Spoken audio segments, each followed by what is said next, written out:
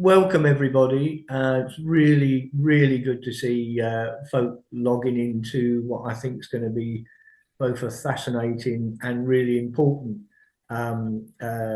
session that's been organised today by the Local Democracy, Inclusive Governance and Community-Led Development Thematic Working Group of the Local Public Sector Alliance. And I think the issue is something that will speak to elected officials at all levels of government, but we're particularly focusing on the local level.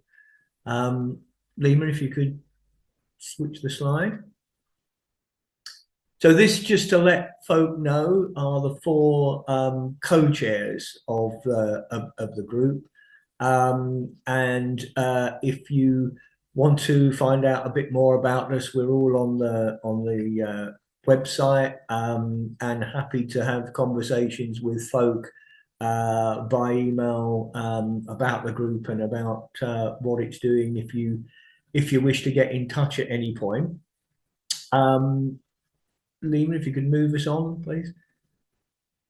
And so today we're really, really lucky to have a couple of very well-placed speakers to talk about this issue of criminality, intimidation, and threats to democratic governance. I think we're going to see a wide range of experiences spoken about and described. I just want to say a little bit before we start formally about our two speakers, who I'm very grateful for giving up their time and their energy to talk us through these issues today. So our first speaker is Jess Norman, and Jess is a senior policy advisor at the Local Government Association based in England, and she's responsible for democracy issues, and that means she's focused on elections and a particular programme that I suspect Jess will say something about, that the Local Government Association runs, which is the Civility in Public Life programmes, a programme which looks at councillor safety and issues of abuse and intimidation. Jess has got a wide range of policy experience, and I think that will come through in how she presents her material today. And our second speaker is Lance Joel, who's currently the Chief of Operations at the South African Local Government Association. And Joel's role as the Chief Operations Officer leads him to oversee 9 provincial offices of that particular organisation, and he has something like 25 years experience in law, politics and municipal governance, and he is a qualified attorney in law, so I think that probably means we need to be careful what we say and how we say it. And again, it will be very interesting to compare what Joel's got to say with what Jess has to say. So those are our two speakers. If I've missed anything important about you in your biographies, please do feel free to add it when you're speaking. You're both very, very welcome, and I'm looking forward to an insightful session. So if we could start off with Jess, if you wouldn't mind taking us through your presentation, please. Absolutely. So hopefully you're now seeing my presentation and not my notes. Would be great if you're not. Yeah, we've got the presentation. Yeah. Excellent. So good afternoon, everyone on the call, and thank you so much for the introduction, Colin. You actually meant what you said means that I don't have to say so much in my introduction, so that's great. But yeah, I'm Jess Norman, Senior Policy Advisor working on democracy issues at the LGA. And our role as the LGA, just for context, is that we're a membership body for councils in England and Wales, but particularly England in reference to this work. And our role is to promote, support and improve local government and be their national voice on issues that are important to them. So I lead on our Civility in Public Life programme, which is quite broad. It looks at councillor standards of conduct and behaviour, as well as issues around addressing abuse, intimidation, harassment aimed at elected members and officers as well, when we're able to go that far. But today I'll be focusing on harassment and intimidation of councillors, the impact that has on councillors and councils, what we've done to try and address that issue, and what more we think there is to do, which is probably quite a lot, really. So I just wanted to give some context at the beginning about what our starting point was for this work. So yeah, a little bit of scene setting. We launched the Civility in Public Life programme in 2019. We hadn't explicitly worked on these issues prior to that, and the catalyst for it was several things that happened sort of in the 2010s that really brought these issues to light. The first was you might be aware of the murder of Member of Parliament Jo Cox outside of her constituency surgery in 2016, and you might also be aware that that happened again in 2022 with Sir David Amess, who was also murdered outside of his constituency office. The second thing that was a really big instigator for us really starting to look at this work more seriously was a report by the Committee for Standards in Public Life on intimidation in public life, which was published in 2017. The committee found at that stage that the intimidatory behaviour was already affecting how MPs sort of related to their constituents and how they thought about their role. It was putting some candidates off standing for public office, and it was definitely threatening to damage the vibrancy and diversity of public life. And that was their particular quote that I wanted to pull out. It's a really important part of what they found. Their report was focused on national politicians, not that it stopped us flagging that this was an issue for local government as well. But we definitely knew from our members that these issues were really seriously impacting local politicians, and their concerns were not being heard in that conversation, so that their voices were not being represented in that national conversation on this topic.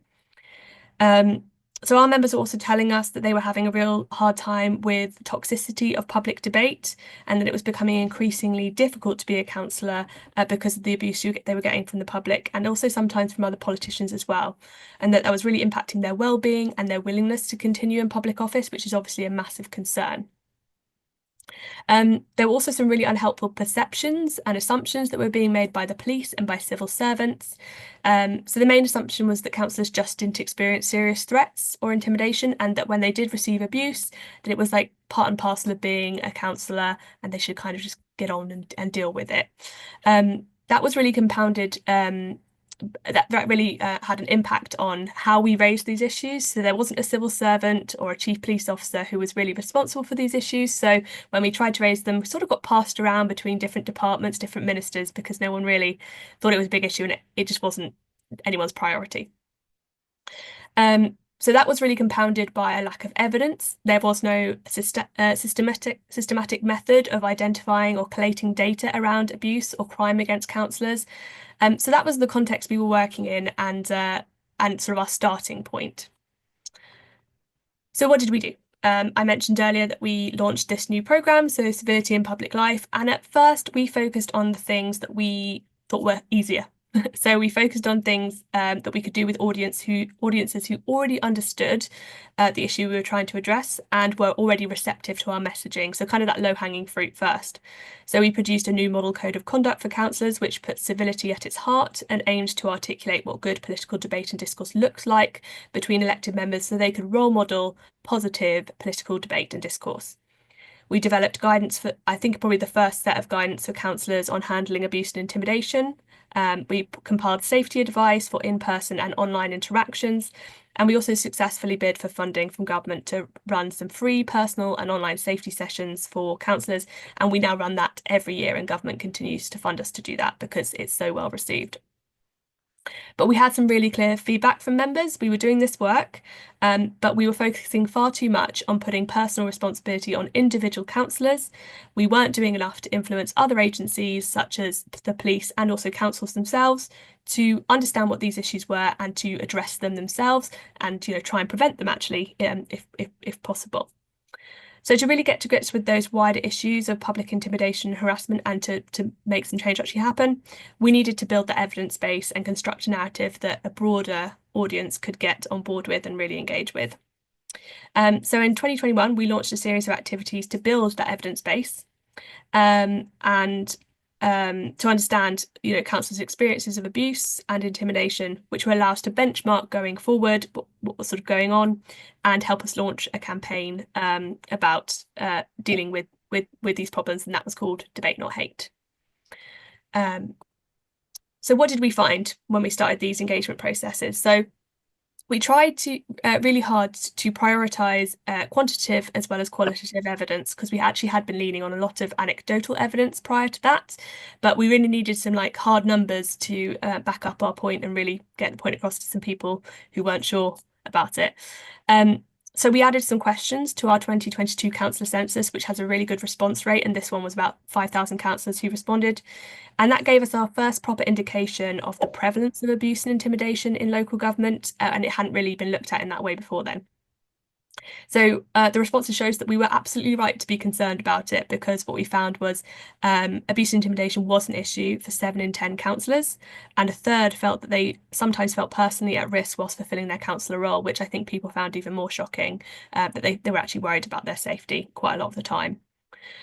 We also launched a call for evidence at the same time, so there was a specific call for evidence of abuse and intimidation of councillors to better understand what that looked like, and what the impacts of that abuse were. So what we found echoed quite a lot of what we had already heard anecdotally, but it also highlighted some new insights. So these were things around all respondents saying they'd experienced, almost all, sorry, respondents said that they'd experienced abuse on multiple occasions rather than single instance. There was a perception that this happened rarely and it would just be like one thing, but actually that wasn't what was fed back to us. And that could come from the same person multiple times or many different people, sometimes coordinated and uncoordinated. The most or the biggest volume of abuse was received via social media, which isn't going to surprise anyone, I don't think.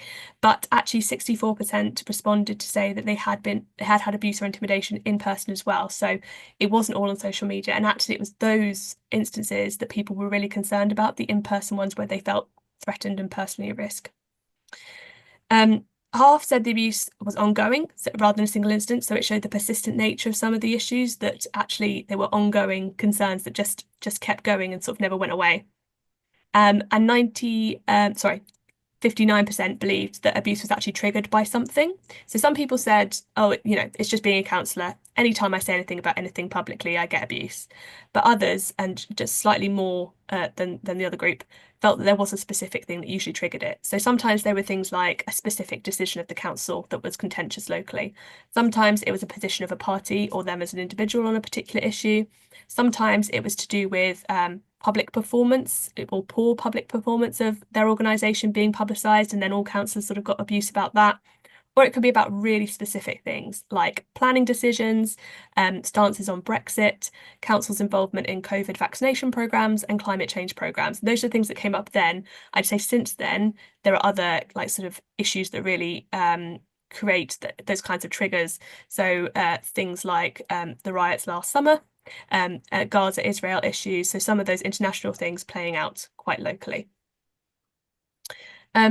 We asked what kinds of experiences they were actually having, and we did that. We didn't sort of do a tick box, so we can't say X at that time. We couldn't say X number had a death threat, but we asked them to sort of explain and contextualize very qualitatively the types of experiences they had. And they sort of ranged from relatively low level, if it's okay to sort of say abuse is low level, to quite serious things that were clearly crimes. So quite common to hear about abusive and discriminatory language and character assassination, particularly during electoral periods, intimidatory behaviour, things like saying they know where you live or you should watch your back, that kind of language it's non-specific, but it's still quite threatening. But then there were things that are more on the extreme end, so destruction of property, physical assault, harassment, stalking, and sexual harassment did all come up, and there was definitely a consistent idea that death threats were common, whether or not they were sort of credible death threats or not. So what did we find overall? We took an approach of theming the responses and trying to pull out overall sort of trends that we were seeing in the responses. So we chunked those down into 5 things, but then there were also, we chunked them into 5 things basically. I'm going to briefly go over them. So I mentioned already that there was sort of a variability of response. Some councils weren't really picking up very much of these issues or thinking it was their responsibility. Some police didn't really respond when reports of crimes were made. So we had a really key example, which is someone who had a bullet placed on their doorstep as a bit of a threat, and they reported to the police, and the police didn't actually take it as a report of a crime, which they're actually obligated to do. And that person just didn't know what to do after that. What are they going to do about it? So there's a real variability of support and response from different agencies. And whilst we often argue for localism and things being slightly different in different places, when it comes to issues like that, we think there should be consistency. So that was a particular concern. We definitely found a lot of information and reporting of targeted abuse about people with protected characteristics, particularly around misogynistic abuse, homophobic abuse, and racist abuse. And those were the three that came up most strongly. But yeah, there was definitely a perception that some people get it worse and in higher volumes. And I think that's played out and quite well demonstrated on analysis that's been done on tweets, particularly for national politicians. There was a clear idea that when abuse happens, and particularly when it's persistent, there are significant personal and democratic impacts. So what we found was that people talked about their personal well-being, particularly when abuse was directed straight at them and perhaps the public didn't see it. So that could be a poison pen letter or an email or a tweet, a direct message online rather than a public one. That tended to impact the person's well-being. They could be stressed, anxious, depressed, and we did also hear about some people who had issues around feeling suicidal because of some of these issues. When things were more public, so for example, a public tweet or something on Facebook or something said in person but with other people around, that tended to impact more in terms of family and friends as well. And you might find that in those instances, families were sort of encouraging their family members to step down, that they didn't need this kind of abuse and they shouldn't have to put up with it. And then finally, there was sort of the wider democratic impacts. So there were people who said, because of the abuse I get, people who I know wanted to stand now won't do that or aren't interested anymore. They felt that they might want to stand down earlier than they might have done otherwise, or stand down mid-term rather than, staying on seeking re-election, and that people were less likely to go for leadership positions. So if you're a ward councillor and you have no special responsibilities and you're already getting abuse, the idea that you would take on perhaps a more contentious role, perhaps as a planning chair, just becomes less palatable, because those roles sometimes get really significant abuse and it was really putting people off. The fourth thing was around vulnerability of councillors. So if you compare councillors' roles to MPs, councillors spend a lot of time in their particular area. They typically have their home addresses are public and well known generally. They might be well known by sight. They have no staff to support them typically in the way that an MP does. And as mentioned before, they weren't getting very much support from the police when we did the survey. So there was an intense feeling of vulnerability. But then on the other side, councillors also want to be accessible to their residents. So it's a really difficult sort of line to draw and thing to juggle, but there was an intense feeling of vulnerability. The final point was about normalisation of abuse. And I think this was important in 2022, but it's even more significant now to think about. And I'll come to why towards the end. But there was certainly a feeling that the norms of what was acceptable to say to people had shifted, and particularly in relation to if you're in a public role and you've put yourself out there in a public role, that you should accept those that kind of abuse, and it very much that came out very strongly that things appear to have changed. So I'm going to do a quick bit about sort of what's happened since and what we've done. In 2022, we launched the Debate Not Hate campaign with the report of all that evidence that we had gathered. The aim of that was to really raise awareness of the issue of abuse of councillors and push key partners to get involved. We had lots of grand ideas of getting social media to change their approach, but really the concrete actions that came were to do with engagement with the police and with the UK government. I must say there's lots more to do, but we have had some successes in sort of this 2.5-year period since we launched in July 2022. And those around things like having a dedicated police officer in every police force. So last year, the previous government launched something called the Defending Democracy Policing Protocol. And that was off the back of some things that happened to MPs. But because we've been engaging very strongly with the Home Office, in fact, we sat them down with a group of about 12 councillors who'd had very difficult experiences.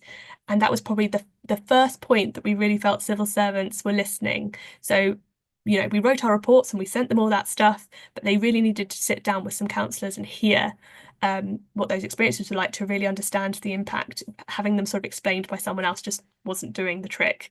But once we'd kind of done that engagement, Home Office really stepped up in terms of identifying the challenges that councillors were having and playing that into spaces that ministers were hearing and finding spaces to make change. So the big thing that was involved in that protocol was putting in place a dedicated police contact in each police force.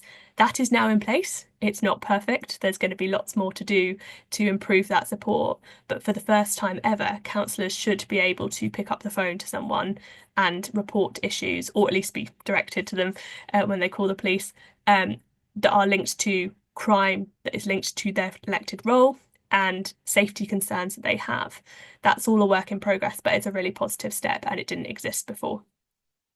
We've also done a lot of work to improve council support, and sometimes that's been really great. We've got 60 councils signed up to our campaign, but lots of others we've engaged with informally. So that's about doing things like we produced some guidance with best practice case studies of how to provide that support, and what types of things you might want to do in terms of self-assessing where you are in terms of support for counsellors. What are the things you should think about? So we don't tell counsellors what they definitely should do, but we have given them suggestions of what they might want to think about and how they can engage with their members on these issues, because sometimes members don't want to be a bother and they don't want to highlight these issues because they think they ought to be able to deal with it. So those are sort of the key things that we think have gone quite well, but there's also an awful lot more to do, and perhaps things actually still might get worse before they get better. So my last slide is, I think it's the last slide. Yes, my last slide is, what's the situation now? So every year we do an update. So we do a Debate Not Hate survey every year after the election. So usually after the locals, but last year we did it after locals and the general election, where we ask all the same questions we asked in the councillor census, and we sometimes add some extras in. So last year we added some extra ones in to really understand the types of experiences people are having. So what you'll notice, the number is the same. 7 in 10 councillors still report abuse in the last 12 months, which is the question we specifically ask. But we also found that half of respondents reported that the abuse was increasing, or it had increased since they first became elected. That was quite difficult to measure because some of them might have been elected 20 years ago, some of them might have been elected 3 years ago, or whatever. So it's not able to show sort of like a linear increase, but it was interesting to understand their perception was that it was getting worse. A quarter had to report an incident to the police. Again, we don't know if they met that threshold for police involvement or not, but certainly a quarter felt that whatever the incident was, it was serious enough to report to the police. 1 in 5 had experienced a threat of violence. That was either a death threat or some other kind of threat of violence, and together it was quite a chunk, 20%. And 1 in 5 had experienced abuse related to a protected characteristic. I think the other thing that I didn't put on the slide is 1 in 5 had also had someone attend their home or threatened to attend their home in a manner that they felt was intimidatory. So it goes back to that vulnerability point, that councillors feel really vulnerable, and it does happen. The final point I wanted to make is, obviously we've been working in this space for some time, but there are other organisations now really seriously picking this up. So Joe Cox Foundation has been working on this all along, and we've worked quite closely with them to help support each other's recommendations and speak with the same voice, because we're saying a lot of the same stuff. But also the Electoral Commission is really honing in on abuse and intimidation during elections, and I think that's partly due because we've been mentioning it to them for some time now, those are questions they should be asking in their post-election reviews. And for them, they found some really interesting stuff, which is around sort of perceptions and norms, and they're saying that younger people are increasingly more likely to say that they think abuse of public figures is acceptable. So that kind of indicates this issue might get worse, because as they grow up, and if that perpetuates in younger and younger generations, then we're just going to have this big shift in terms of, if you're in public life, it's acceptable for people to say these things or do these things to you. And that's a really big concern, because for us, why would you want to be an elected member if that's the kind of thing you're going to have to experience? It's a really serious concern for us. And I think this quote from someone who responded to our survey, which is just there's so much anger towards elected members, the real sort of feeling, not just debate and disagreement, but actual anger towards them as elected members is a really horrible horrible feeling to have and to be worried about. So that's a really sort of downer point to end on, but I think the main thing that I wanted to put across is that there's also an awful lot still to do. There's things we've done with different agencies, but there's something about the broader societal change that's happening and how we deal with that and perhaps improve things going forward. So that's my bit. Thank you. That's brilliant, Jess. Thank you ever so much. I think that's a really powerful introduction to this session and opens up an awful lot of questions that I suspect people want to ask. I should have said right at the very beginning, I'm going to hear both the speakers first, and then we'll throw things open for a general discussion rather than have questions to Jess now. I would say, though, just pick up two things myself and abuse mercifully the position of chair. And one is that the age issue is very interesting and how younger folk may be thinking that it's acceptable to do this. But hopefully over time, as they grow up, that may well change. And the other thing I would add is, Jess, if you've managed to get civil servants in our country to listen to anything about local government, then that's a huge victory. So congratulations on that. I want to move over now quickly, if we can, to Lance Joel, who's our next speaker. As I mentioned earlier, Chief Operations Officer at the South African Local Government Association. So Lance, over to you. Well, thank you very much, Colin, and let me also greet all of the attendees to this webinar. And we as SALGA certainly appreciate the opportunity to make a contribution on a topic that is very concerning for us as a country. And I'm sure when you see the detail, you would understand why it is of concern to us. Just as a quick background, the South African Local Government Association is a representative voice of all 257 municipalities in the country, and we have been given a legislated mandate to protect the interest of local government and advance matters that are in the best interest of the sector. So similar to Jess, we have had our own experience as South Africa. So what you see on this particular slide at the top are some of the headlines in the newspapers. One newspaper saying that more than 300 councillors killed. Ramaphosa, which is the president of the republic, is concerned about the past few years. We've seen headlines, the death toll at 21, murder in municipalities, and South African local government hit list. So those are just examples of what you would find on the front pages of newspapers. But in essence, there has been, well, certainly I have worked on this topic for just over 20 years.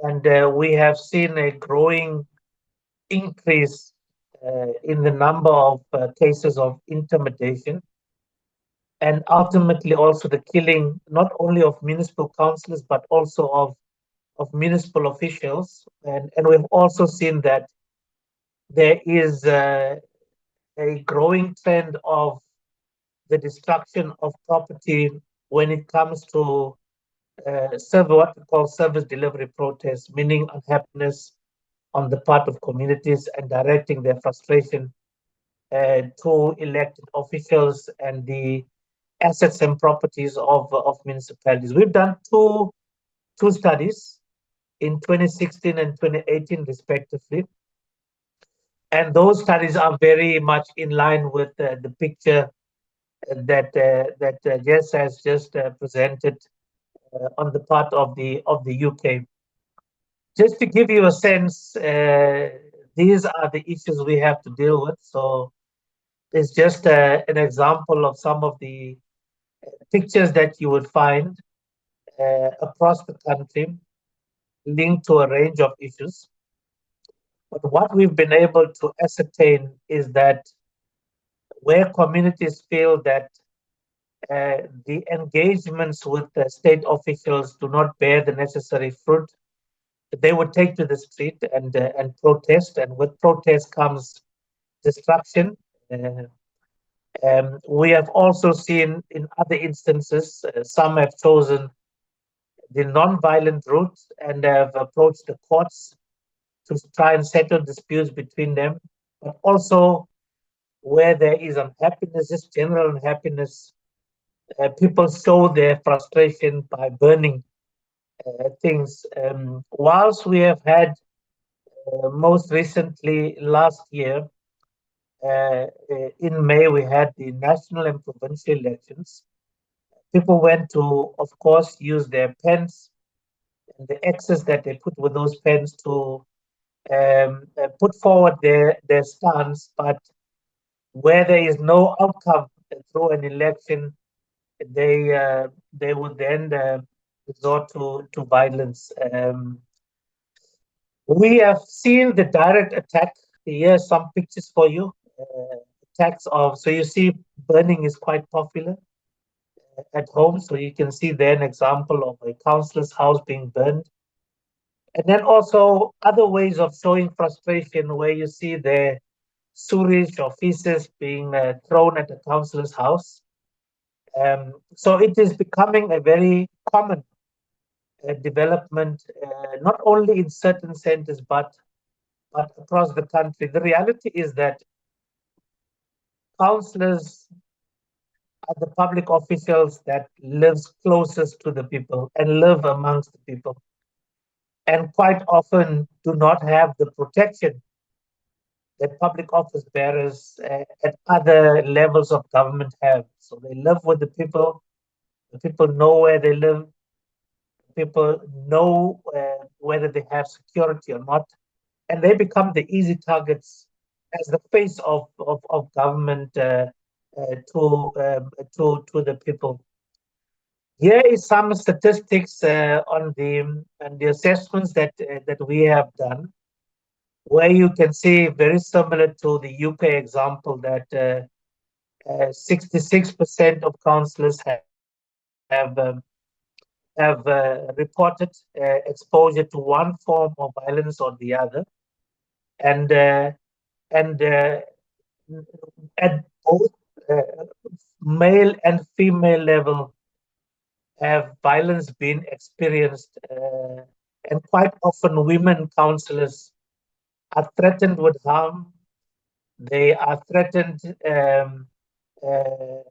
with violence to be directed against their families. For the men, it is more about threatening their property. But women, on the other hand, have this threat of violence against their children and their family. And there have been different forms of threats, and I will speak about that in a slide shortly. The threats have unfortunately graduated to become killings. So we have seen, as you can see there, between 2000 and 2018, the killings, well, where it started as a threat, it ultimately resulted in a killing or the destruction of the properties of councillors, whether it's houses or whether it's their cars that have been destroyed. In other instances, unfortunately, there is no threat in the initial stages, and there's just ultimately the killing of councillors. We have also looked at whether resignations as some pressure would contribute towards decreasing the number of deaths. Unfortunately, you can see in some instances that is the case. You can see in red Where there have been increasing threats, councillors would resign, but you would still see how the level of deaths in the green finds expression across the board. If you look at those numbers, you would become very scared. So some uh, uh, 18 years ago, in 2007, we had 41 deaths, and at the same time, you also had resignations. So imagine if you did not resign, you could have been an added figure to the number of deaths. So you can see consistently across the years there are very high numbers of deaths, and deaths linked to people holding public office. We have also tried to link whether there is a relationship between by-elections and threats that are being directed towards councillors. And in some instances, we were able to draw that link. But you can see that the actual by-elections largely outweigh the number of incidents of threats that have been directed at councillors. Now, what is the nature of these attacks? So it is either attacks on people at their offices or their homes. Some councillors, unfortunately, had to deal with their families being held ransom. They've also been subjected to extortion. There have been intimidation from gangster groups, so organized formations of crime, particularly as it relates to building projects. There have been threats about councillors executing their responsibilities as public office bearers, and that has resulted in killing of both councillors and municipal officials, and as I said earlier, also damage to movable and immovable property. What has been the impact of the attacks? And very similar to the UK example, there is really a threat to the credibility of the South African democracy, because essentially people are asking the question, should we stand for elections when we have the potential that our lives could be in danger? We have also seen there's a general intolerance that is very obstructive to our democracy, and this is new for us, although it's been happening over a very long period. But we have also seen that while we talk about the credibility of local government, the reality is, particularly for us as an association of municipalities, we feel that we are unable to attract the right skill, the right experience, and the right qualified people to take up positions at the local government level, because they feel that it's a space that is unsafe, and that it would not be in their best interest to take up those positions.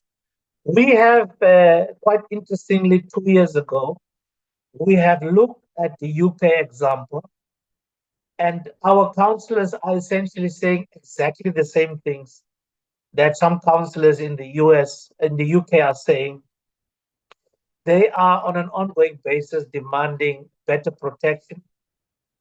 They are also holding the view that you must really be a superhero to play this role as a councillor. Unfortunately, for some of them, they feel it's a calling, and some of them have literally said that they are prepared to die for that calling. So they are the ones that are the brave superheroes. And many are feeling that, of course, that it's not a safe situation to be in, but others have accepted the reality that with the territory comes, unfortunately, this risk that your life will be threatened. What are some of the things that we have proposed as solutions? We have certainly, as a starting point, said that called on all and sundry to get involved in educating communities about the roles and responsibilities, not only of councillors, but also of public office bearers at other levels of government. And quite often you would find that councillors are blamed for things that are not their core competency. It's not their authority to deal with certain matters, but they are ultimately blamed for it because they are the face of government within the community. So we have called for greater education.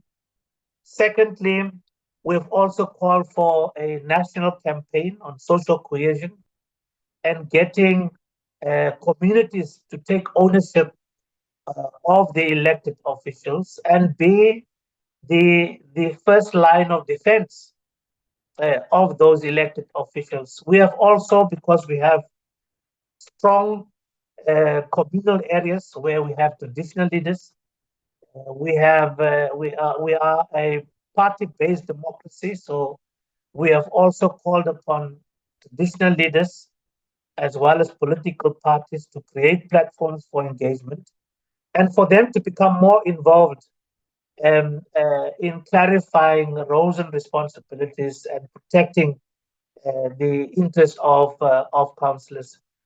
We have also called upon the police to become more involved. The unfortunate reality is that in 90% of the instances of killings, no one is investigated. They can't find the killer. No one is prosecuted. Even where arrests are made, the unfortunate reality is that after a few months, those people are set free because of the inconclusive evidence that could link them to the respective crimes. So we have called upon the police and the prosecuting authorities to play a more active role. What we've been able to achieve is to get regulation introduced that would allow councillors, where there is a threat, would allow them to get the necessary protection. But the only way to do that is where the police have conducted a risk assessment. The unfortunate reality is that when a threat is made, it takes the police forever to do the threat analysis. And in the interim, councillors are threatened or even killed once they have raised the concerns. We have called upon the police to move with a bit more speed in conducting the risk assessments. We've also called upon for a debate in Parliament. That debate has happened. We feel it was not enough and that this should be an ongoing debate. It can't be an event that is once off. So we continue to call for more parliamentary debates around the tax on councillors and municipal officials. And lastly, even where security is provided, it comes at the cost of municipalities. And in most instances, municipalities are cash-strapped. They can't afford the extension of security to their councillors. And therefore, we have called upon the national government to get involved and to provide budgets for the provision of security to councillors where the threats have been confirmed and there's indeed a need to extend protection to those councillors. So that is, in the 15 minutes I've just spoken, 5 more than been allocated, and the perspectives of South Africa and the unfortunate experiences that we have as a country. Thank you very much. Joel, thank you ever so much for that actually quite chilling presentation, and some of the issues raised are do lead us to that question: why on earth would anybody be a councillor? I'm often find myself asking that question wherever I am, but I think in the South African context that you've just described, it becomes an even larger question. I think at this stage, I'm just going to throw things open for discussion and questions. If you could indicate by raising the hand icon, and I'll take questions from folk to both Joel and Jess. John. Yes, thanks, both of you. I mean, I've, this is obviously an extreme threat to local democracy, which is a threat to democracy overall. My question has to do with the perpetrators. Here in the US, a lot of the perpetrators of this kind of violence are actually organized. They're being driven by some sort of ideological network. In the case of MAGA here in the US, are the perpetrators are there kind of driving and organizing forces of the perpetrators in either the UK or South Africa? And the second question is just technically, are the police in both countries directly accountable to the councils, or are they just accountable upwards at the national level? Thank you, John. I'll leave it open to the two speakers just to respond as they think fit. So, please decide. Jess, do you want to go first?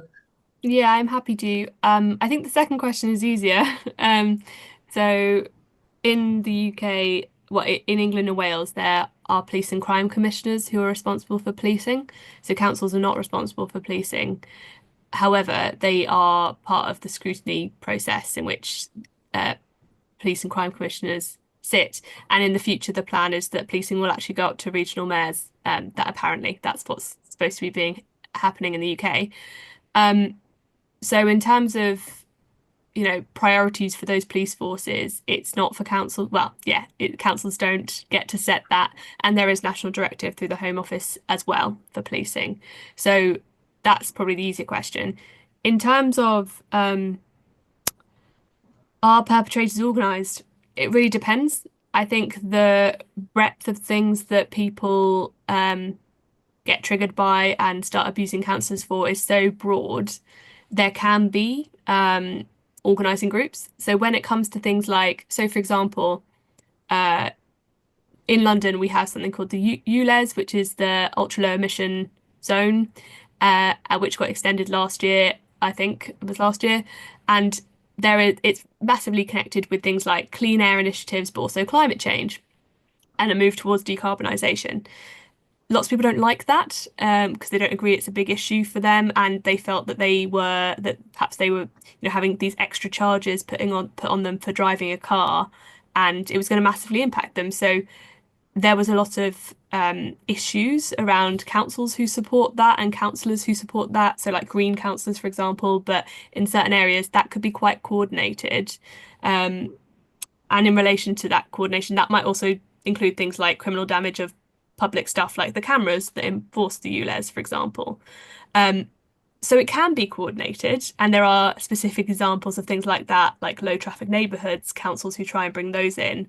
There will be sometimes a lobby of people who are local, but also are supported by national, or international actors who care about that thing or don't like that thing, who might fund or arrange or bring people to that area to demonstrate. So sometimes, even though it's a local issue, then local people should decide. Sometimes the quite big responses might be actually mechanised by others. So that does happen.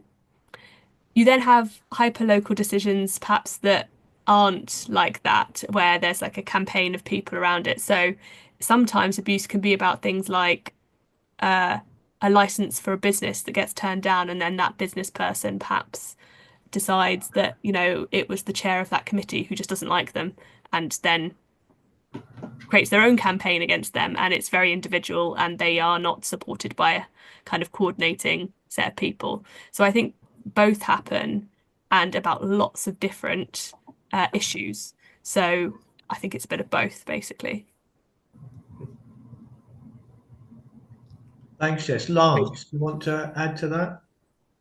Yes, no, certainly. On the first questions about are the perpetrators organized? Absolutely.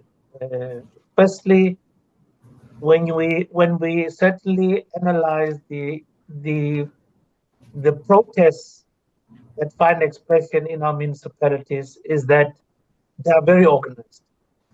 So you can see that there's someone that has planned this event and has done enough to fuel the anger of communities.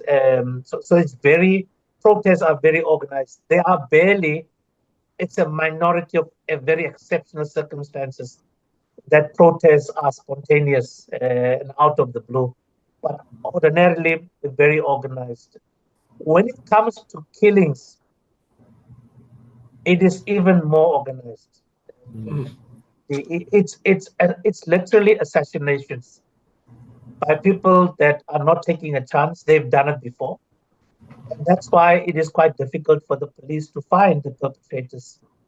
It's people that are in the business of killing that assassinate the councillors. There have been very few instances where it is a spontaneous thing that happened and a councillor is killed. It is organized. They come at a time when you are at your weakest. They come when you are at home or when you arrive at your office. So very, very organized and very sophisticated. Are the police accountable to councils? Not the police that are enforcing the national and provincial laws. They are not accountable to municipal council. Municipal council have police, which is usually your metro police, so your bigger urban areas. They are really traffic and not really and by law enforcers. So they are not really within the realm of the national police service that we have. So they're not accountable, and I guess that's partly why we have seen the slow response on the risk assessments that ought to be done when there are threats on the lives of councillors. Thank you. Thank you. Thank you very much, Lance. And Jess, appreciate those responses. Other questions, Chaz? Sure, thank you very much. I was on a local council here, and there were certainly plenty of heated discussions where people were angry, and being here in the US, where we have January 6th in our recent history, we don't have many good examples here, but it raises for me the question of the good examples of local steps that could be taken, have been taken, are useful, but I wonder whether a local effort is really adequate to the task, and whether anything you've been doing locally has been effective in addressing the overall level of civility and public discourse. It seems a losing battle this particular season here in the US. Okay, thank you very much. Any other questions or points at this stage? Maybe I'll just throw into the mix for both Lance and Jess to consider is, and it may sound a bit of a daft question, but what impact does some of the things that you've described have on the lives of councillors and indeed their families and their willingness to carry on? I think, Lance, you gave some good examples in response to that, but I just thought, how is this affecting our councillors and how is it affecting local democracy more broadly? I don't mind who kicks off first. Lance, do you want to go? Yes, maybe I can have a go. On the first question, are the local steps adequate? I think not. I think the biggest weakness of the local steps is because there would be reliance on municipal resources to extend security. Municipalities with their cash flow constraints are unable to provide real security. So it's really trying to do something, but not being an appropriate response. We do believe that if there is a sufficient voice across government to raise concerns about not only the attacks, but also the killings of councillors, that would go a great way in creating public awareness. But also, we need to ensure that from the top, meaning even at the level of the President of the Republic, there must be a call to ensure that we do respect not only municipal assets but the lives of councillors. So there's much more that could be done, but probably from other levels of government than from a local government point of view. And then secondly, Colin, the question that you were asking on the impact,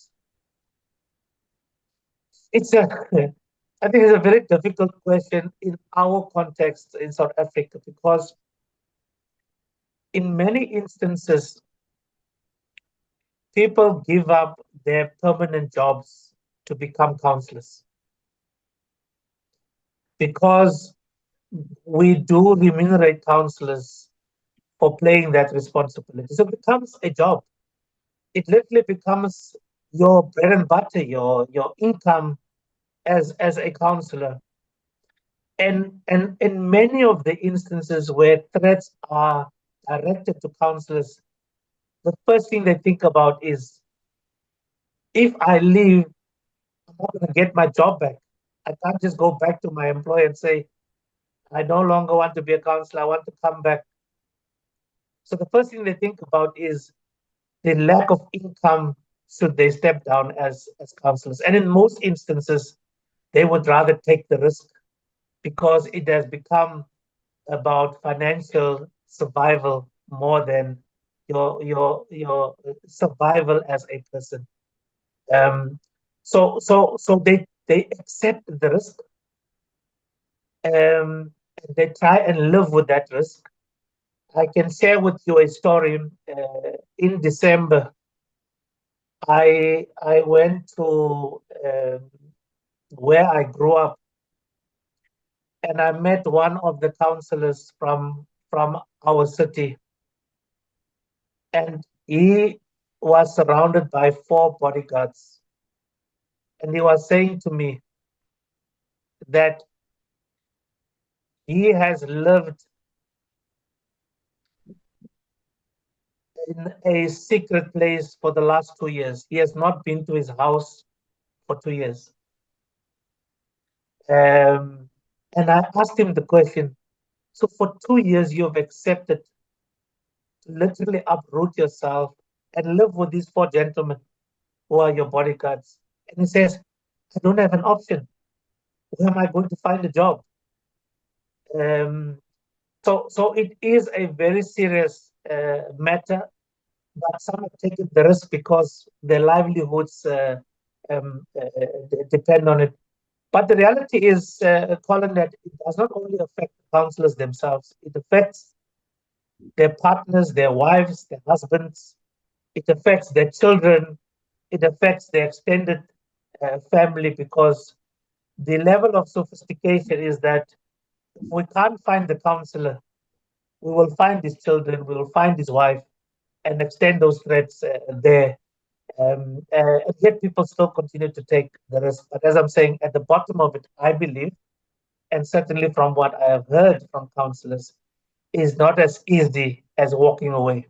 It is a very difficult thing to do when your livelihood depends on it. Thank you very much for that, Lance. That's, again, a really chilling set of examples. Jess, did you want to add anything to those? Yeah, I can. It is different. I'm going to point out the obvious difference in examples that I'm going to sort of talk about, and I'll talk about the practical impacts, and then I'll go on to the question about what's needed beyond local steps. So we have had some more challenging examples, some of which, so whenever we get asked about these issues by the press, for example, we try and give examples. And we've had a few examples recently where we actually couldn't give them to the press because we were concerned that they might be repeated. So some of these things had been in the press before, but not in the national press, and we just thought we actually didn't feel we could promote them as examples, well, not promote, but explain them as examples, because we were concerned they might happen again, and we couldn't, sort of have that on our conscience as an organisation, putting these councillors out there to tell their stories, and then something really bad might happen again. So there's a real range of sort of impacts, and there's sort of like the democratic side of things where you might have councillors who know what topics set people off or where they've had trouble in the past. So they might be a bit more reticent to talk about those things publicly, even though that is really what they're there to do, is to represent what they think and represent the people who elected them. But because of the vitriol they might get online or the threats they might get if they talk about certain subjects, they might just choose not to. So, and it's sort of a self-preservation thing of not putting themselves in the position where they're going to get all that. And then you have others who say, it's horrible, but this is my job, and the more they try and silence me, the more I will speak up when it's important to do so. And I think both of those approaches are essentially about self-preservation and performing the role to their best of their ability, but it can limit some people expressing what they think they should be, or getting involved in initiatives or discussions at council meetings, because they know that quite a lot of council meetings are broadcast now, and they could be snipped and sort of put together to make it sound like you're saying something inappropriate, or they could be digitally edited. And we have had examples of that in recent elections, of videos being digitally edited of campaigners, what they're saying on doorsteps, and that really, ruining their lives, making them so they have to change their jobs and stuff like that because misinformation has been put out there. So there are some very concrete, not very nice examples where people have had to change jobs or move homes or resign their position and move homes out of area because they're too well known in the area now. So at the point where they go, actually, I've had enough of this, it's not just quitting the council, it's uprooting their lives. And potentially, you might have lived there your entire life and all your friends and family live there, but you're not going to anymore because it's just not a nice environment for you anymore. So there are those kinds of issues. We had some really, sad examples of people's families being really concretely impacted. So councillors whose children or in-laws might have like a shop that was then boycotted by loads of people in a campaign of boycott this business because their dad's a councillor and I don't like what he said at the council meeting last week, and it having really quite damaging impacts on that business. And a really sad example of a councillor's grandchild being bullied by other kids whose parents were saying horrible things about, that councillor down the road has, said that thing and I don't like it, so I don't like their kid either, and being encouraged to bully a small child. And that must be an awful thing to experience as a grandparent or parent, that you're not doing anything wrong or illegal, you're just representing, and then people in your family are getting these really not very nice impacts. So there are things like that. And then the more serious examples that I kind of mentioned at the beginning. So one of the councillors who we asked to come and speak to the Home Office and say what her experience was had been assaulted. She'd been punched in the face on a dog walk because she had been campaigning for some parks to be fenced off so that people couldn't ride electric and like quad bikes up and down there where there are kids playing and dogs playing. And one of them recognised her from her campaigning and punched her in the face. So she doesn't walk her dog anymore, really. She doesn't go into those fields that she has worked to protect. She doesn't get to enjoy them. She's too worried about it. And her husband, who's in a wheelchair and cannot go with her, doesn't want her to go because he's too worried about her. And not that it matters either way, no one should be punched in the face, but when you meet this woman, she's a lovely older woman, very small, so like assaulted by a thug, basically, and really changed how she feels about going around her local area and the nice thing that she used to do, walking her dog. And the other one that springs to mind is there's a councillor who's had her car set on fire twice in the last 18 months outside of her home. And they had to put up, security fences and cameras and all the rest of it. No one couldn't work out who it was. She doesn't really know why it has happened. But now she and her husband have to sleep with a escape ladder in the corner of their bedroom. which is just a constant reminder of this thing that could have gone much worse. It could have been more than the car, but they only have one staircase, as most houses do, and so they were advised to have this constant reminder in the corner of their bedroom that they are quite unsafe. And their kids sort of begged them to move, and they were like, no, we are, you know, this is our home, we're not going to do that. But it's still quite a visceral thing to always have that reminder with you. So there are some quite concrete things that people very rarely, rare examples of these really serious things. But there are little other things like taking a different route to council meetings and risk assessing who's picking you up if it's going to finish late, not taking public transport after a difficult council meeting, and things that people just have to do sometimes if they know they've got a little bit more of a higher risk profile, or if they know that whatever's being discussed that evening at council is particularly challenging. They have to think through those options of how to maintain their safety. And sometimes that's not something they're used to doing, and you know, they learn sometimes the hard way that they need to. So on the other side, the other question, which was about local steps, I didn't say it in my presentation, but Lance, absolutely, we had some of exactly the same suggestions in terms of things like, we think there should be a national campaign and much better education around what councillors do. Because one of the really big understandable frustrations is that sometimes members of the public will go to their MP about something, and the MP will go, nothing to do with me, you need to talk to the council. And then, you know, they'll go to the council and they'll talk to them about a few things, they can fix some of them, but some of them they're like, oh no, that's national legislation. And it's quite confusing. You know, there's lots of different layers of government and roles. And yeah, if they then came and complained about the police, you know, not enough neighbourhood police officers perhaps, or something like that. Oh, well, actually, no, that's the Police and Crime Commissioner who's responsible for that. So it is quite confusing for members of the public, and they can get understandably frustrated. They also don't typically understand that a councillor isn't making operational decisions. So, you know, perhaps you rent a council home and there's a problem with it, and you come to your councillor, and yes, of course, they can take up your cause and try and raise your case with officers. But they can't operationally make a decision. They can't give you a better house that day. And that can be really difficult to understand, the difference between that kind of the political and sort of executive role of a member compared to the role of delivering services, which officers do. And that can breed a lot of frustration. And actually, there's an element of better education generally. And actually, you're not expecting everybody to be, you know, a master's level on politics and government. But what you might be able to do in terms of a national campaign is try and instill kind of respectful debate, you know, leading with curiosity, not with accusation, these ways that we should be able to engage with each other. And actually, there's broader benefits of that, you know, reducing abuse against NHS workers and shop workers and all the other people who get, you know, the raw end of incivility generally in society.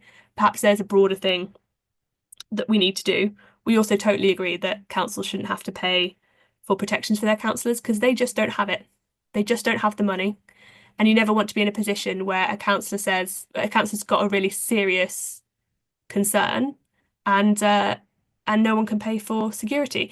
And the Home Office is actually supposed to be doing something about it, but that's going quite slowly as well. So, you know, things are moving. But I think there's a much broader piece here, which is about this normalization of abuse. How do we track it back? And that's a societal thing that we need to look at, not just councils.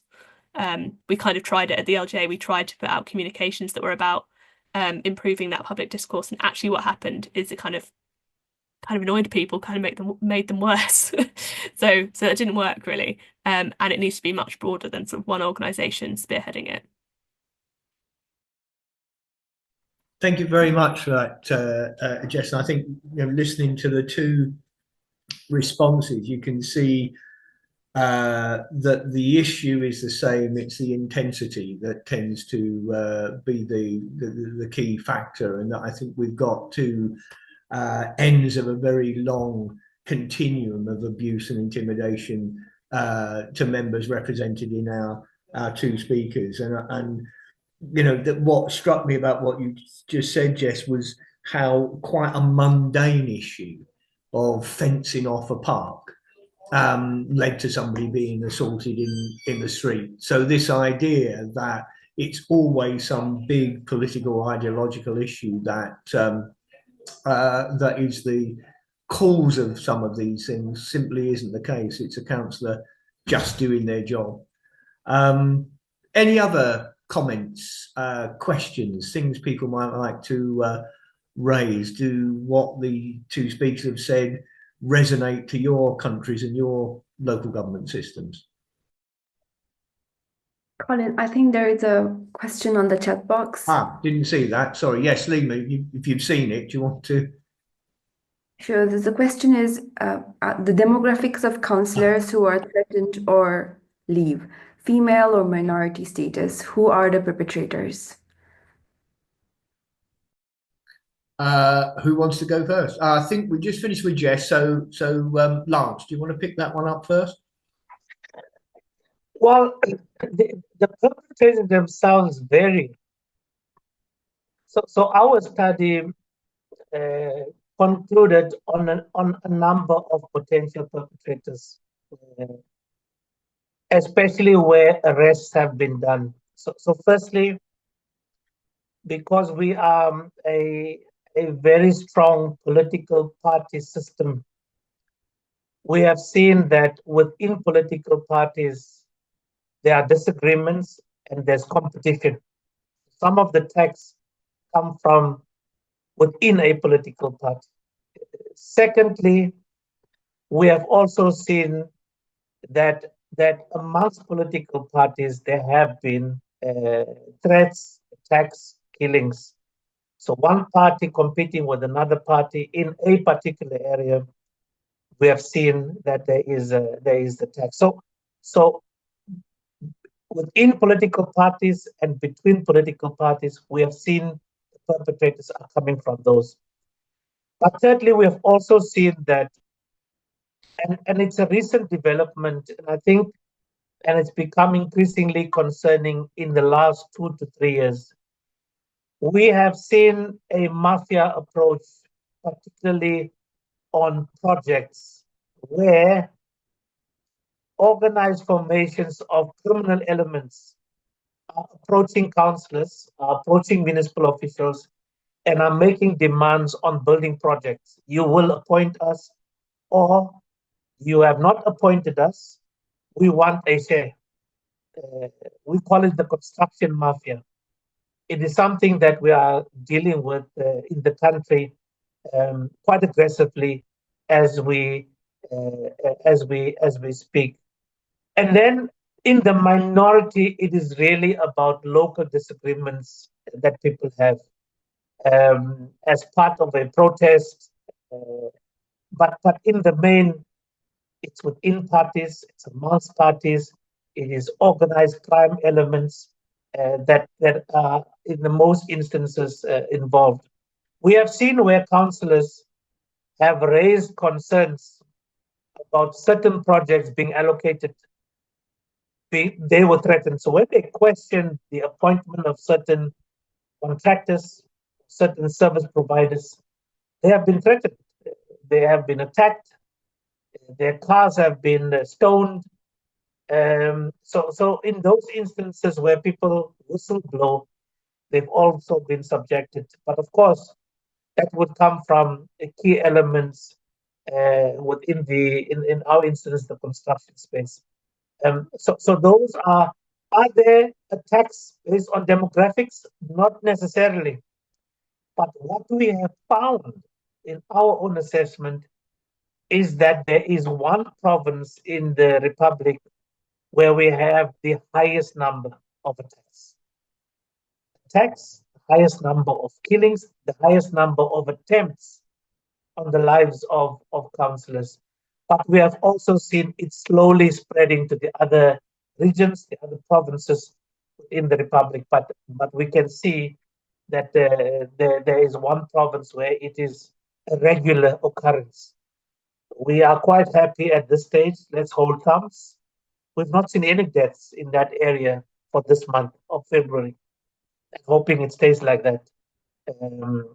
So it's not necessarily based on color, based on race, based on gender. is really based on the issues that I've raised earlier. Thank you. Thank you very much for that, Lance. Jess, I know you said you had to turn your camera off for connection reasons. Do you want to respond to that question? Yeah, I'm happy to respond, but it's probably quite a quick one. I think this is an area we need to do quite a bit more work, and there are some challenges with understanding, who the perpetrators are. So, in particular, one of the issues is anonymity on social media makes it very difficult to understand sometimes who or how many people even are perpetrating certain types of abuse. I think we have in the past, like some of our original guidance for counsellors, we did have a section about dealing with perhaps individuals who might have complex needs or mental health issues, but we were trying really hard to not make any assumptions because we just didn't know.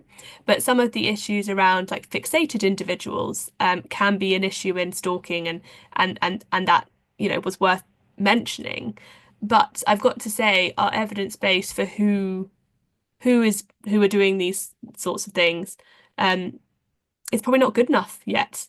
And one of the reasons for that is we don't have any police data, and that would be incredibly helpful.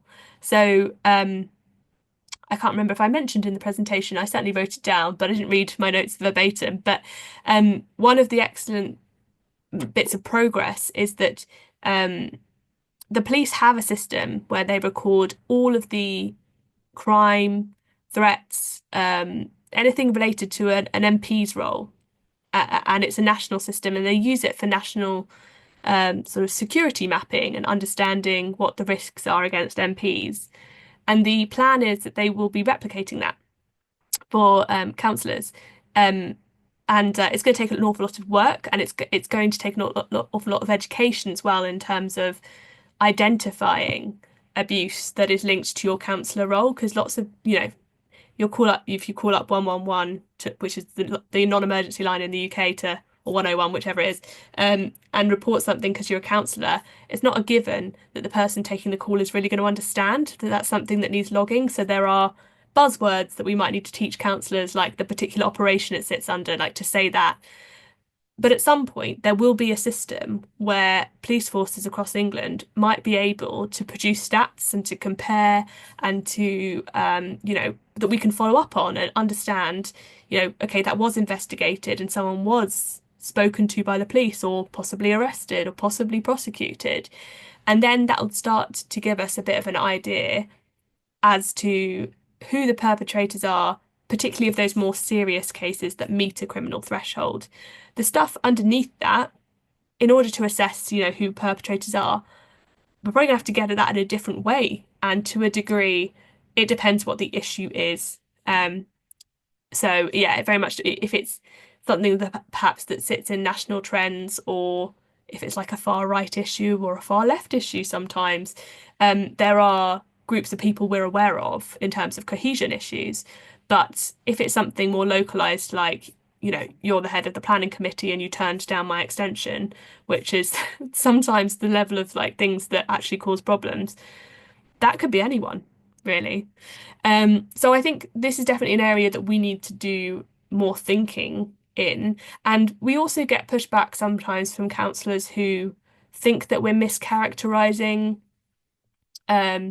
legitimate concerns and questions as abuse to get away from challenge, to get away from accountability.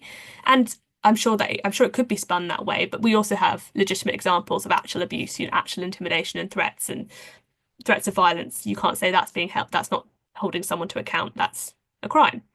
But I think there's something interesting we need to understand about how we de-escalate people who do have a legitimate concern, do really want to engage in politics, but are doing it the wrong way.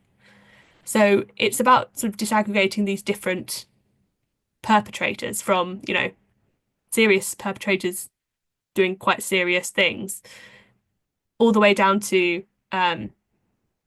someone who's frustrated, who is sharing their concerns inappropriately and actually it's just about resetting that relationship and pulling it back a bit so that they can engage with local government as in a way that everyone sort of appreciates more.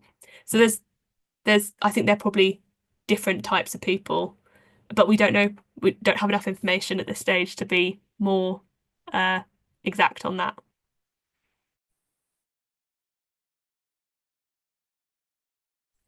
Thank you for that, Jess. We only have about 5 or so minutes left. So is there any other questions, points anybody wants to raise at this stage?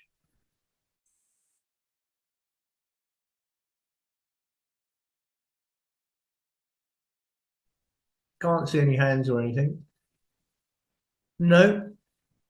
Lance and Jess, then, can I just ask if you have any final comments you want to make at this stage?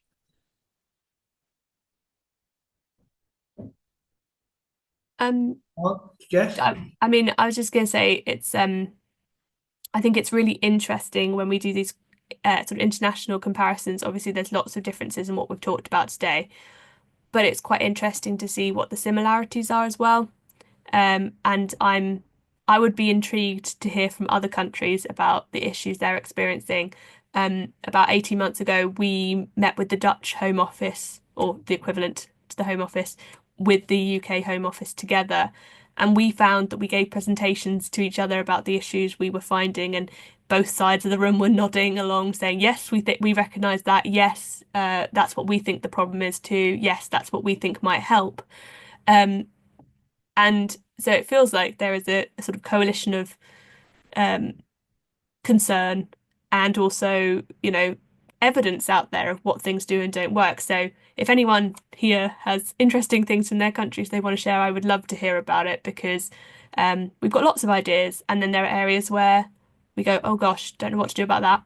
No idea. So it's really interesting to hear from another country and what they're experiencing. But I think there's even more to hear from across the world. So thanks. Yes, thank you very much, Jess. Lance, did you want to make a couple of final closing comments? Yes, certainly. I think we appreciate conversations of this nature, particularly on a topic of this nature. And I agree, it would be quite useful to hear from others what their own experiences are. I certainly can tell you, in the Southern Africa region, where we are as South Africa, we are picking very similar, the clear similarities in the Southern Africa country. The reality is that if this is going to be the trend, things are not going to get better. They're only going to get worse, because as a starting point, governance will be compromised. We will really be having people that are politically running our municipalities that really do not have the necessary experience, skills, and the related qualifications to play and execute that responsibility. And I think that will be a sad day, that we are unable to attract the right people to steer the ship in government. We are talking today local government. We are quite fortunate in South Africa. It's not yet touched provincial and national government, but when it does, I think we are going to have serious problems, and therefore we need to do something proactively to mitigate against us becoming literally mafia states, as we have seen in other countries. So looking forward to more conversations on this, and appreciate the opportunity to have shared our own, though very negative, but our own experiences that we have as South Africa. Thank you. Excellent. Thank you very much for that, Lance. Unless there's any other questions, we have actually only got 4 minutes anyway, so I'm going to assume that there isn't anything else people want to talk about. But as both of our speakers have said, they're very happy to hear from folk to share any international experiences or examples of the sorts of things that we've been talking about. Can I just thank both our speakers, Lance, and I might have called you Joel on a couple of occasions. I'm sorry about that. It's the problem of having two names that can both be first names, so my apologies. But Lance, thank you ever so much. And also Jess, thanks for giving up your time. I know you're both really busy folk and are dealing with an awful lot for your respective local government associations, so your time's really appreciated. And I thank you for that. I also want to thank Lima as well. She actually is the boss and does all the hard work behind organising all these things and publicising them and making sure everybody knows where to go. So I want to thank you as well, Lima. It's been a tremendous job. Unless, did you want to say anything before I close formally, Lima? Was there anything you wanted to add? The only thing is, please register for the next meeting. It's on the 8th of May. I will share the link in the chat box. And I look forward to seeing all of you again next meeting. Yeah. That's all. You. Okay, thank you ever so much for that. And once again, thanks for everybody for attending. Do take up the speakers' offers of bombarding them with questions and examples. I think they'll find those really useful. And thank you to everybody for attending what I think has been an absolutely fascinating, on occasions chilling session, really indicating what our locally elected representatives, our councillors, put up with. And as I said earlier, whenever I talk to councillors themselves, let alone listen to our two speakers, I am always left with a question: why on earth do you do it? I'm just glad that they do, and I think we should all be glad that they do. So thank you ever so much, and 8th of May for the next session. Thank you. Bye-bye, everybody. Bye.